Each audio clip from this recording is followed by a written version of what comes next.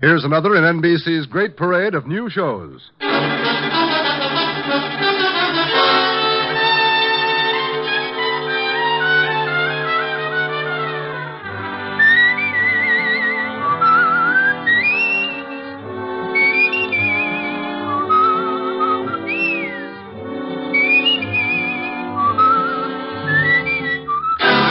Now, Dick Powell as Richard Diamond, private detective.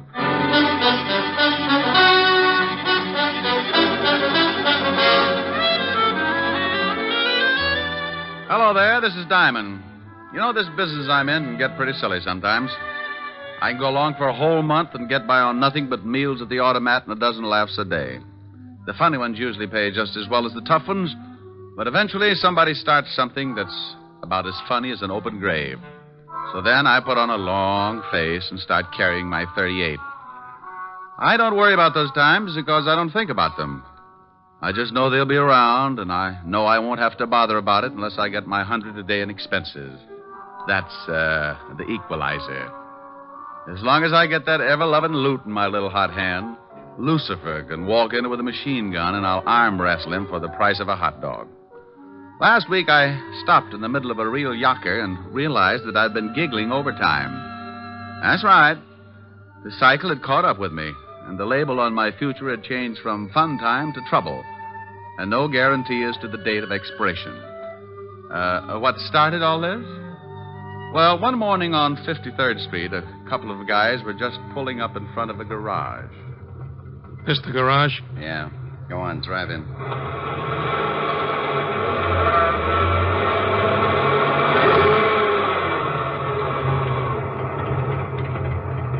Here comes a guy. Yeah, this is big luck for us. The guy coming is the guy I want. I don't want he should see me yet, so you keep talking to him, and I'll get out this side. Tell him to look at the motor or something. Something I can do for you, mister? Yeah, take a look at the motor. It's been missing. Sounds all right. It don't drive like it sounds, so take a look at it. Okay, sure.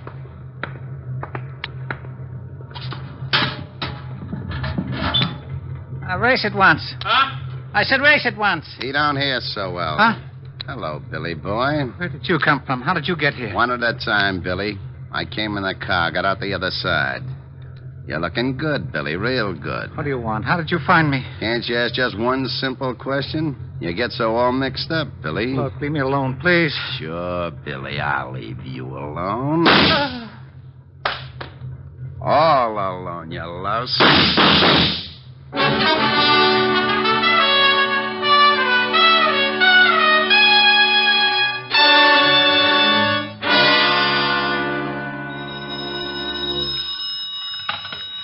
Diamond Detective Agency, our 30-day test revealed that not one single case of throat irritation was due to strangling. Oh, Rick, you're awful.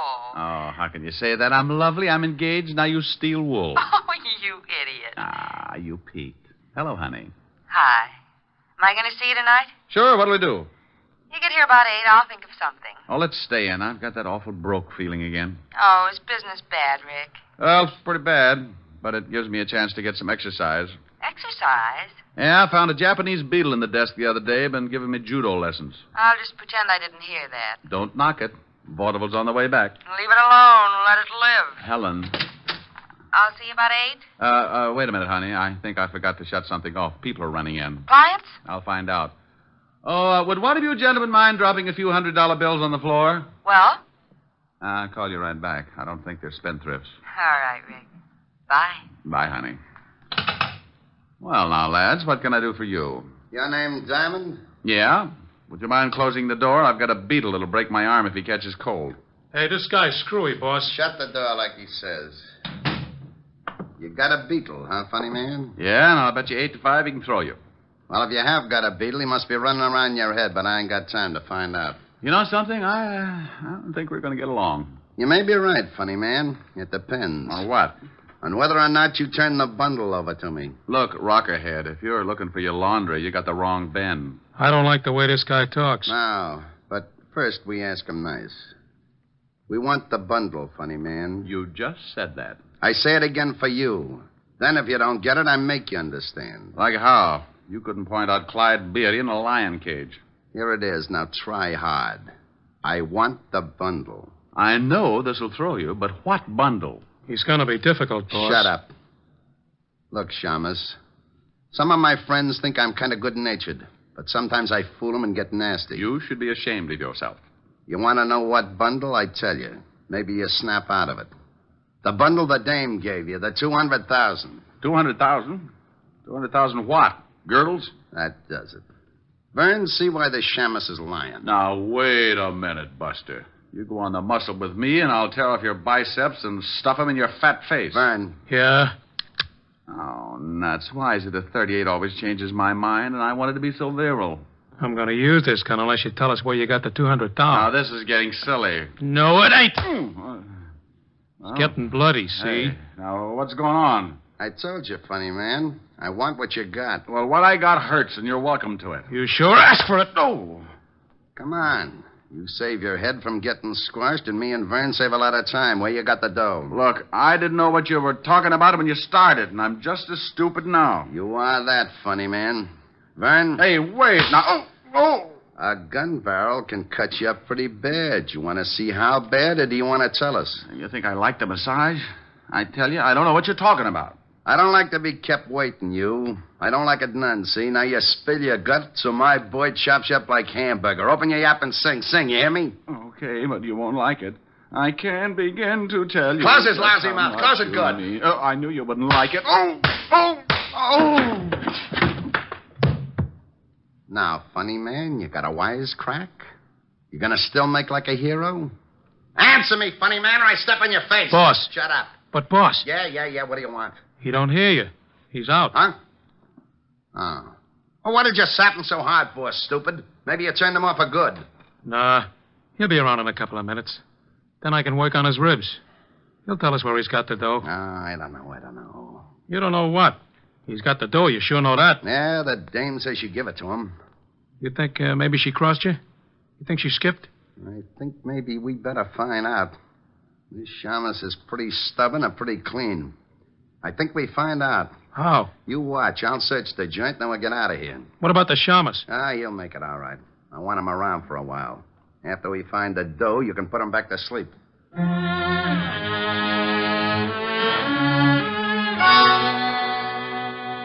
Mr. Diamond. Mr. Diamond. Hmm? Mr. Diamond, wake up. Oh, it's all right, honey. I'm not coming in. Mr. Diamond, wake up. Mm-hmm. Oh. What a nice sweater. How do you feel? Well, a quick comparison might be a garter snake and a log jam. You don't look very comfortable. Why don't you sit up? Afraid my eyes might fall out. Oh. Better? Yeah. Know any shaggy dog stories? I could use a laugh. How did you get like this? It wasn't easy. How long have I been here? I just came in. I was going to call the police when you started mumbling. Mumbling? Yes, you said something like, "Oh, it's not so late, honey. And can I come in for a drink?" You must have been dreaming. I'm glad I woke up. She probably didn't have a drink in the house anyway. Pardon me, honey, but I gotta run some water over my bumps. You don't look so bad, considering. Oh, considering what? Do people get run over by trucks every day?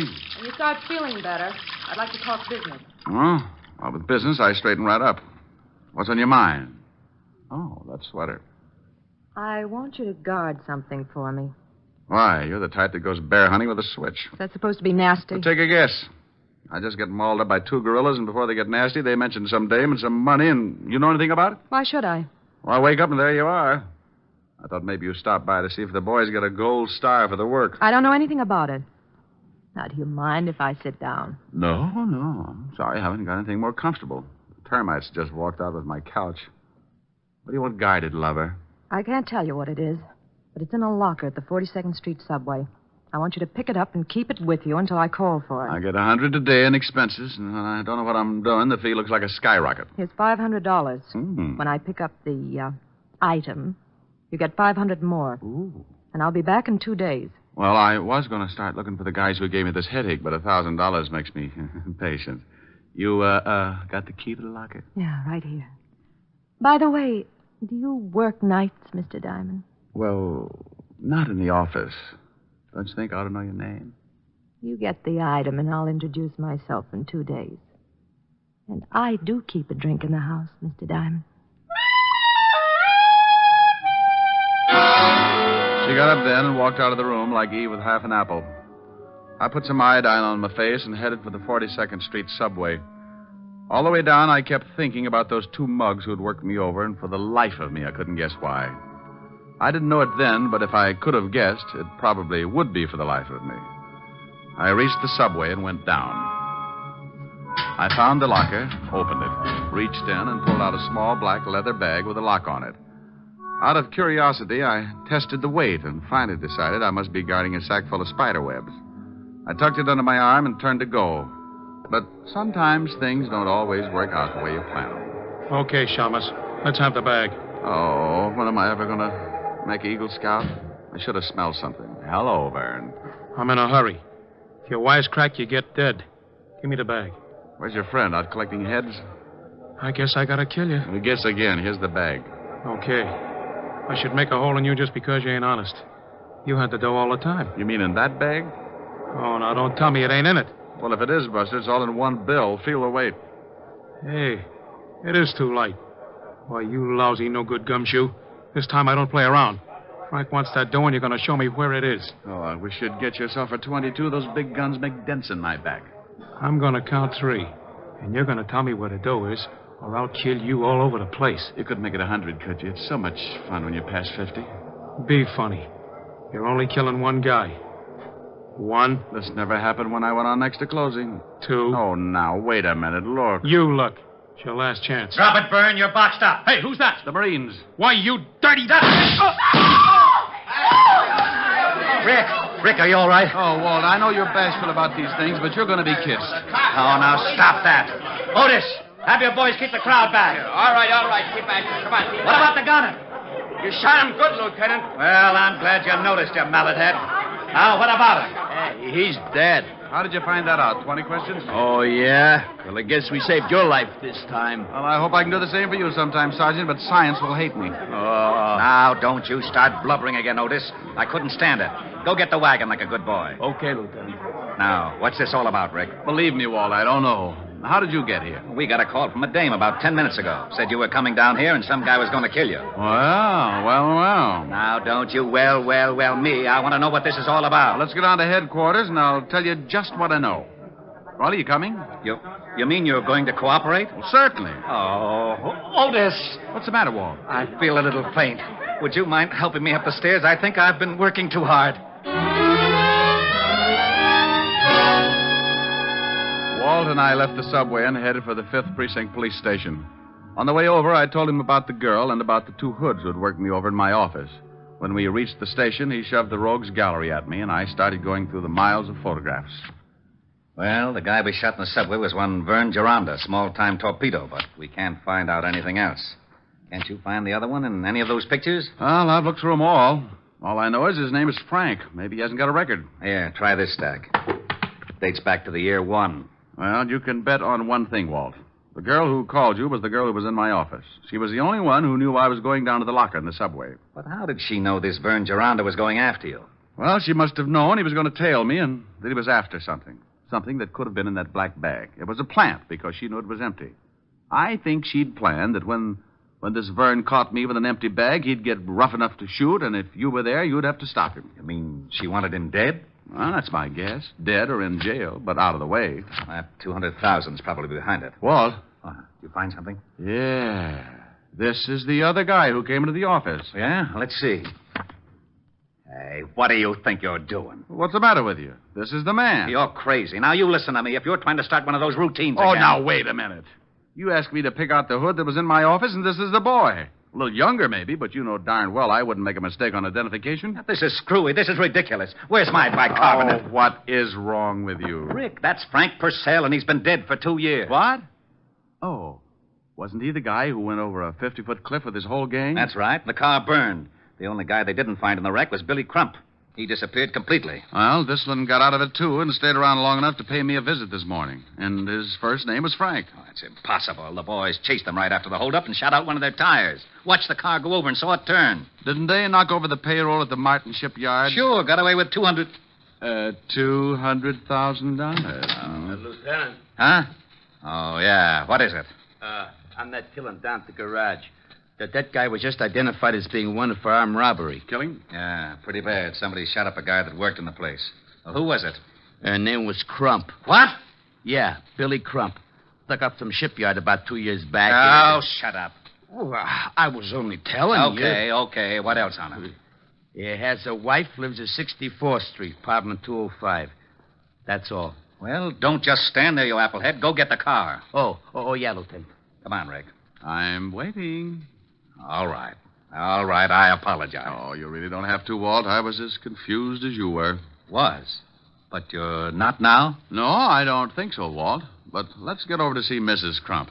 She can do a lot of straightening out.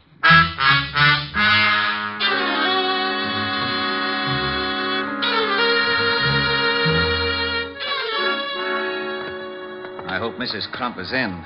Oh, I forgot to tell you, Lieutenant. She calls herself Stewart, Mrs. Edna Stewart. What? Yeah. Her husband used her alias instead of Crump. Oh, well, that's all right, Sergeant. Maybe when you start pounding a beat again, you'll think of those little things. 205, wasn't it, Walt? How about it, Sergeant? It was 205, wasn't it? Oh, yeah, Lieutenant. 205. That was it. I remember. I might make a few mistakes. Shut up. Walt, hold it down. I'm sorry. Otis. Yeah, Lieutenant. Shut up. Here it is, Walt. I'll give it a knock. Go ahead.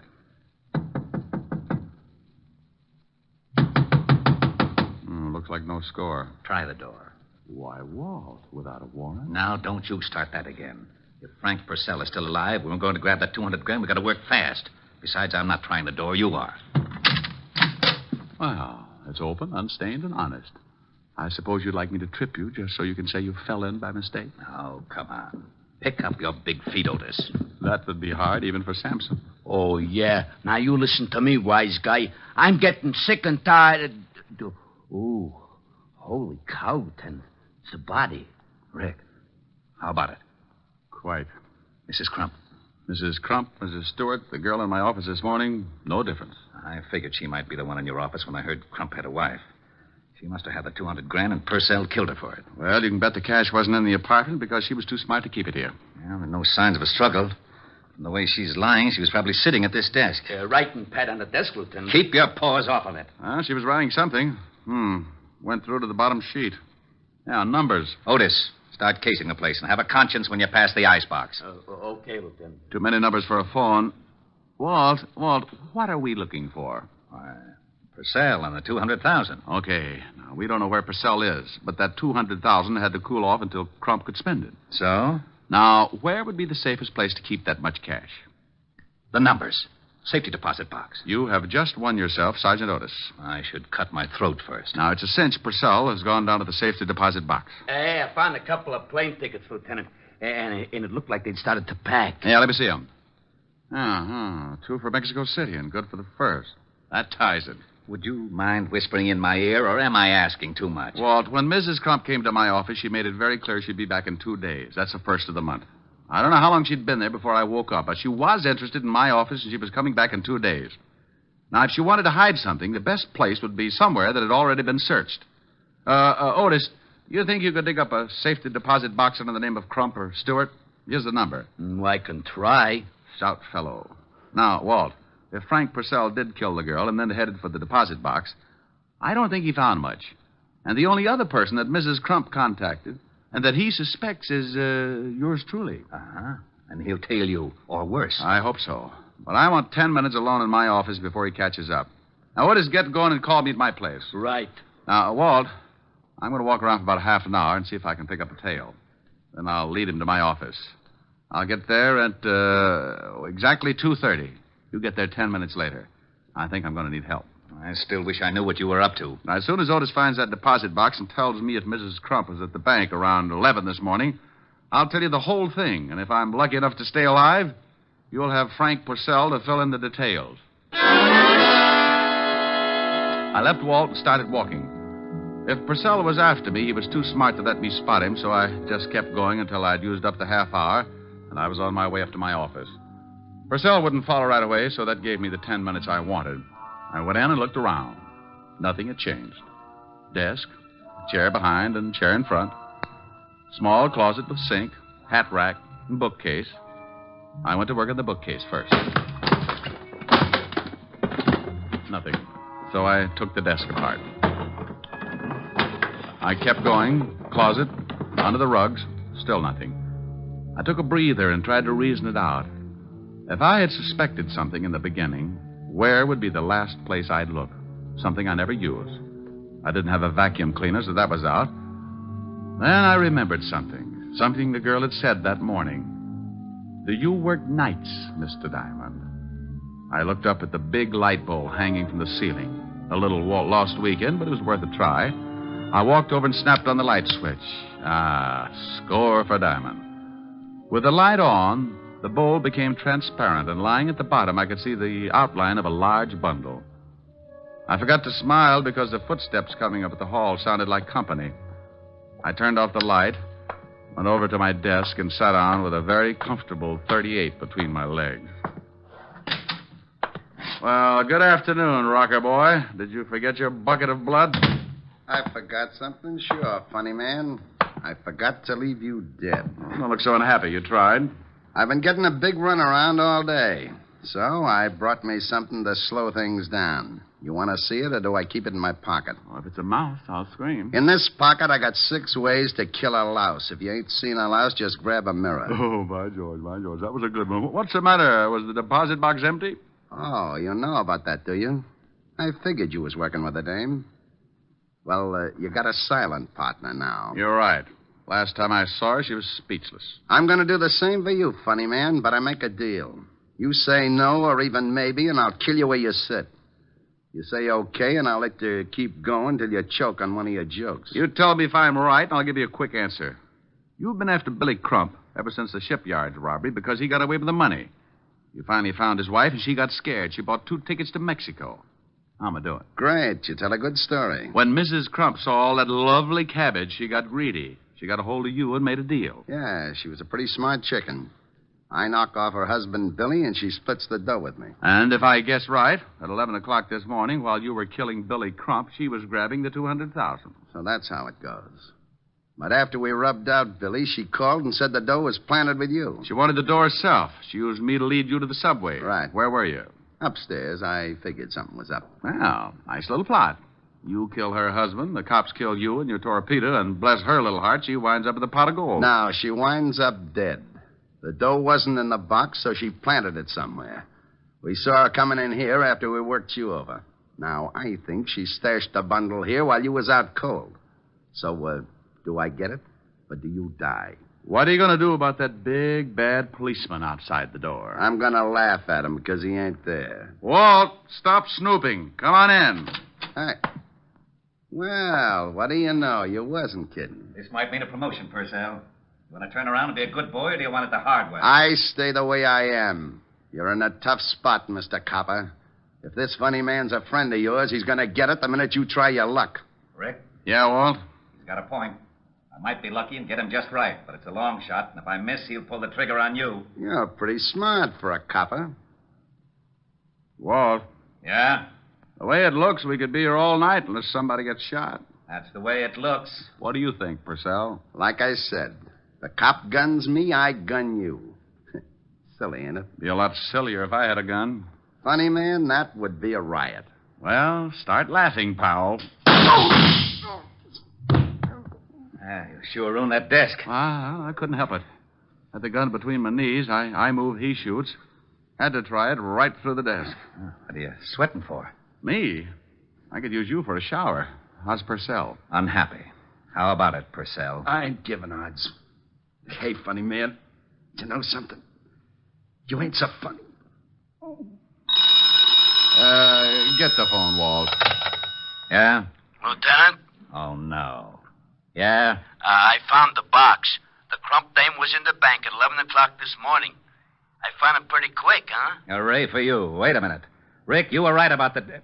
Hey, Oh, where did he go? Who, Lieutenant? King Kong. Now, you get your big fat head over here. Lieutenant, What is it? okay if I turn on the siren? Oh.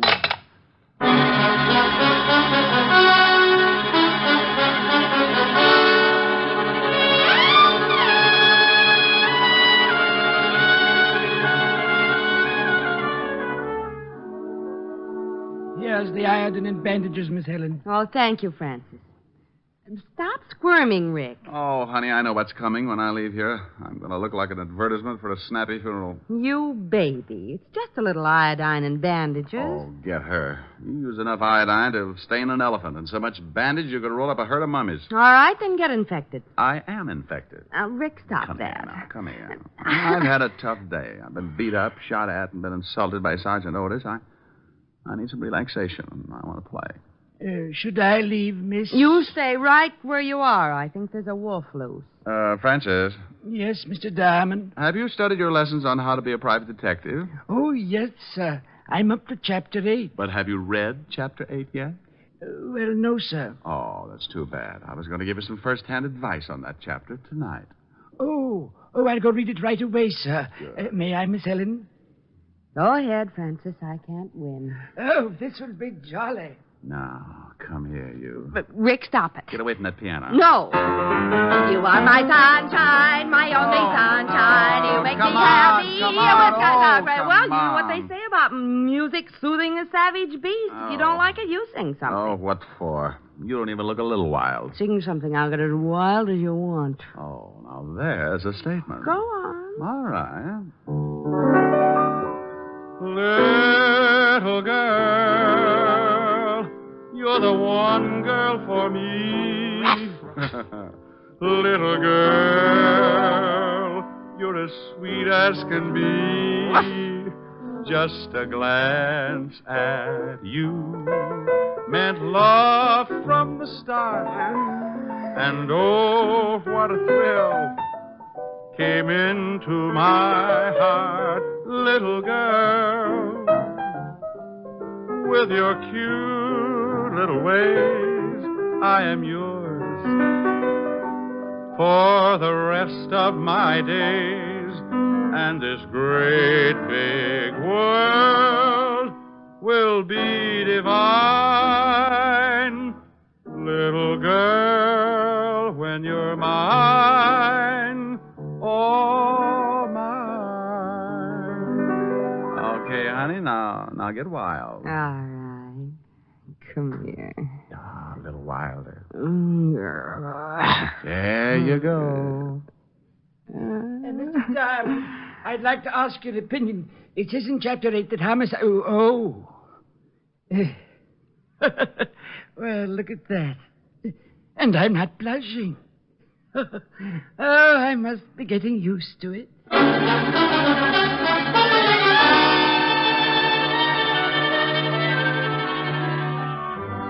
You have just heard Richard Diamond, Private Detective, starring Dick Powell. Ellen was played by Virginia Gregg. Lieutenant Levinson by Ed Begley. Also in our cast were Wilms Herbert, Gene Bates, Robert Carroll, and Ted DeCorsia. Music was under the direction of Frank Worth. Richard Diamond is written by Blake Edwards and directed by Richard Sandville. Now here is Dick Powell. Ladies and gentlemen, if you've been enjoying our show, and I sure hope you have, be sure to listen on Monday evenings beginning October 3rd instead of Saturdays. Did you get that? Beginning October 3rd, we will be heard on Mondays instead of Saturdays. And check your local paper for the exact time. Dick Powell soon will be seen in the screen version of the best-selling novel, Mrs. Mike.